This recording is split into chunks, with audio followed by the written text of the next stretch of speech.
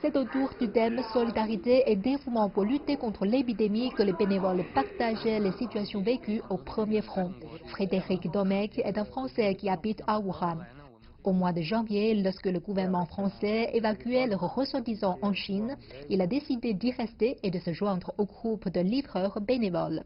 Pendant 2 mois, il apportait les fournitures nécessaires aux hôpitaux et aux communautés de Wuhan par sa propre voiture. Participer justement à une action comme ça de volontaires, c'est vrai que d'autres personnes en fait ont vu que c'était possible. Dès les premiers jours en fait où on a fait ces opérations, j'ai vu que la population en fait se sentait concernée et que beaucoup de personnes en fait essayaient de donner de leur temps ou de ce qu'ils avaient en stock pour pouvoir le partager avec d'autres personnes qui étaient dans le besoin. Cao Qian est un médecin du département des maladies infectieuses à l'hôpital Zhongnan de l'université de Wuhan, un des premiers hôpitaux traitant les cas confirmés de Covid-19 en Chine. Au moment le plus difficile, son hôpital a reçu des soutiens du monde entier. Après que la situation s'est améliorée à Wuhan, Cao Qian et son collègue ont partagé sans réserve leurs expériences avec leurs homologues dans le monde entier. La France, l'Algérie, les États-Unis, le Canada, le Kenya, l'Irak, entre autres. Ils nous ont demandé pour nous donner des avis, surtout en prise en charge des patients graves. Pour le moment, il n'y a pas de traitement sûr. Il y a beaucoup d'essais cliniques qui sont en cours. Ils nous demandaient notre avis pour voir s'il y aura des traitements qui marchent.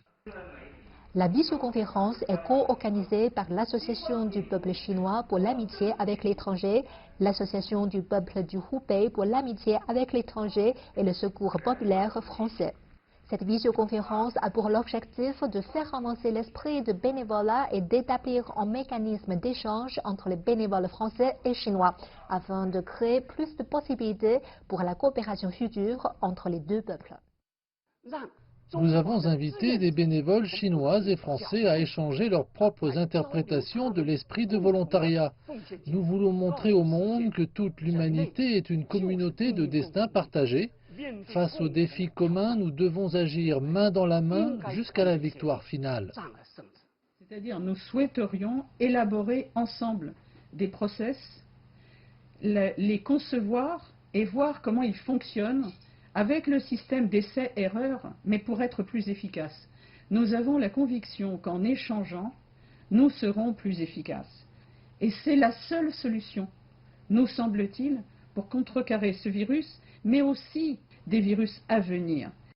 La visioconférence est une coopération particulière entre le peuple chinois et le peuple français durant cette période spéciale. Merci aux bénévoles qui ont non seulement sauvegardé la vie du peuple, mais qui ont aussi prouvé qu'avec rien que l'esprit de solidarité, nous pourrons enfin remporter la victoire de la lutte contre le coronavirus.